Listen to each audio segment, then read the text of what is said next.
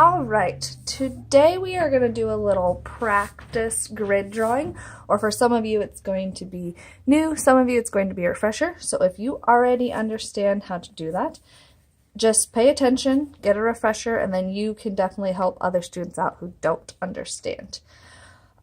Today you're going to get already a pre-drawn grid. When we do our large painting project, you are going to have to draw your grid, but I will demonstrate how we measure everything out that day, so we don't really need to worry about it today. You are also going to get a packet with some smaller images that already have a grid drawn on them. Okay, you can choose any of the images. There's some that are a little bit easier than others. It's totally up to you. When you are done today, you are going to have two different images drawn 100% in order to earn free time and move on. If yours aren't 100%, if one of them isn't 100%, then you'll redo that one. If they're both bad, you'll redo both of them until you get it right. So, first thing you need to do is decide which image that you want to do. I'm going to do this Pokemon character up here, this Charmander, because it's pretty simple. Then you need to decide which way your grid's going to go. If I look at this pre-drawn grid, I have 1, 2, 3, 4 boxes going up and down. Clearly, on this big one, I have 1, 2, 3, 4, 5. That doesn't work. I only need 4. If I rotate my paper, then I have 1, 2, 3, 4. So my paper is going to go horizontally rather than vertically. Okay? Then the next step that you are going to do is, for some of you, it's a little bit easier if you label out your squares as 1, 2, 3, 4, and then you could do either 1, 2, 3, 4 across, or you could do A, B, C, D, E. Totally up to you how you want to label it. If you don't want to label it, that's also fine. I'm going to label it for this video just to help those who have never done this before. It might help them out a little bit better. So now that I have mine labeled, what I'm going to do is I'm going to work box from box, and I'm going to draw what I see in that box. So if I find box 1A on my printed paper, I see that there is nothing in it, so I don't need to draw anything in it. Then I'm going to move. It works best to move either across or up and down and not move around. So I'm going to move across because it makes it easier for me. If it makes it easier for you to go up and down, you can certainly go up and down in each row. It's totally up to you. So now I need to find box 1B. So I find box 1B on here, and I see that there is this curved line that is the outside of his head. So what I'm going to do is I'm going to try to match that in this box, but I'm going to try to draw it twice as big because my boxes are twice as big. I'm going to look and see, where does it start? It doesn't start right on the corner, okay? It starts just a little bit in. So I'm going to move about double this space. So here would be the same amount of space. Here would be about double.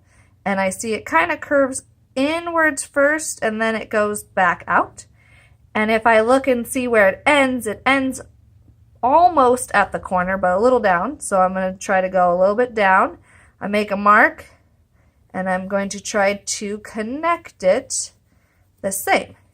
Now I need to look at it. Does that look the same as that? No, this is way too bowed out. So I just need to fix it. There's no problem with fixing things. I'm going to come up here like this. Does that look a little bit better? I would say so. Now remember, it should look twice as big. The next thing that I see in this box is I see the shape of the eye. So I'm going to try to copy that. I'm just drawing exactly what I see in this box over here in this box. And there's also, it's kind of hard to see on this paper, but there's a little mark here. All right, and that's all the information in that box. So then I'm going to move to my next box. All right, so I find 1C, 1C. I look and see there is the curve line that goes down on his head. If I look, it's almost halfway. This would probably be about half of the box.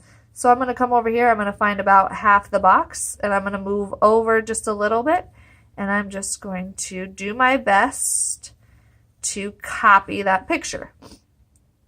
And then I'm going to add the eye. Looks something like this. And then I have the white. And now that I look, I actually see that this mark kind of goes in both boxes. So I'm going to add the mark. I look and see, did I get everything that's in that box? Yes, I did. So I'm going to move on. There's nothing in box 1D or 1E, so I'm going to skip that. So now I'm going to go down to row 2. I'm going to look at box 2A. Oh, there's a tiny bit of the hand there. So I'm going to copy that tiny bit of the hand. Then I move over to 2B. I see there's the rest of the head. So I'm going to try to copy that. I always want to make sure that I'm making the lines touch. Okay, I don't want to draw this over here because that doesn't make sense because that line touches. So I'm going to go where the line touches. It goes out a little bit and then it curves around. It might look something like that. Then I see there's this part of the mouth here that looks like this. So I'm going to try to copy that. There's a tooth or something. Copy that. Mr. Klimick, line 1. Mr. Klimick, line 1. There's a curve here. So I'm going to copy this curve here. And there's 2 little nostrils. So then I move, oh, I need to finish this last bit of the eye that's about here. Then I move on to my next one. So now I'm, oh, what did I forget? I forgot the arm, so I'm not done. I need to attach this here, so I'm going to continue this here.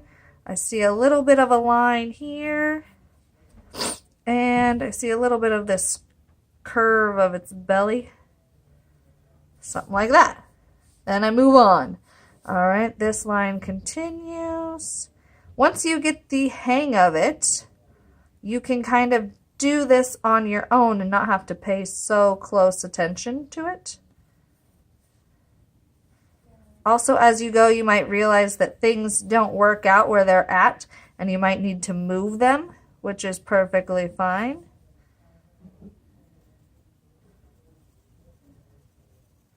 And so now I'm going to kind of go along and I'm just going to draw it. And then I'll talk a little bit about some things that I did.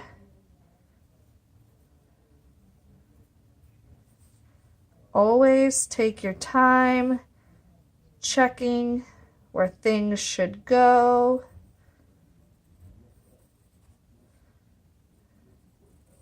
When you do your large drawing, your grid will be in pencil rather than this is copied from pen.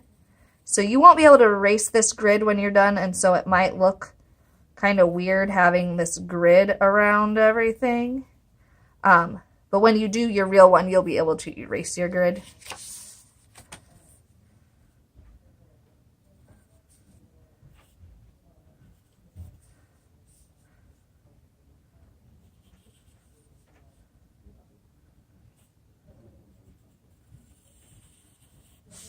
Once you get good at this, you don't necessarily always have to go square by square. You can kind of look at it as a big picture and see where things touch and kind of draw it that way, which is nice.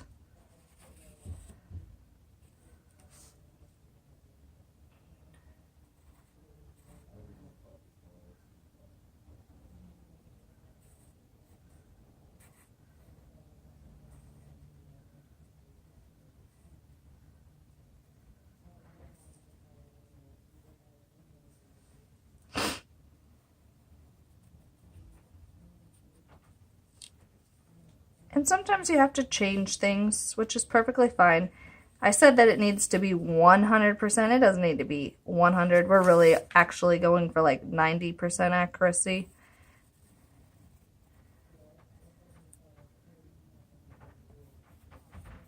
Remember, every time you're drawing something, your goal is to draw it twice as big, so it should look different than the actual printed picture.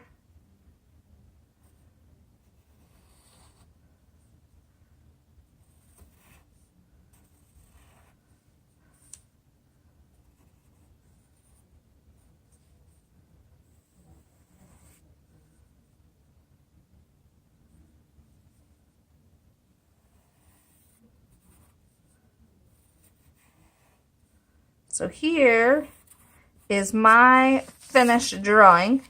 It looks similar, okay? It's not 100%, but it looks very similar. Some things I might need to go back and check once I'm done is this looks really weird, so I'm going to change this up a little. I'm going to re-look at it and see how it actually looks. So sometimes you have to go back through and look at things. His face looks really weird to me, so I kind of need to go back and check the shape. Maybe make it so it doesn't curve so much, so I might make it more like this, and it looks a lot better like that, I think. So don't be afraid to fix things, okay? Remember, you are going to have to draw two that look almost, let's say, at least 90% accuracy. I'd say this is 90% the same. Today, you're not going to have to color or decorate or anything like that, okay? You're just practicing the steps, okay?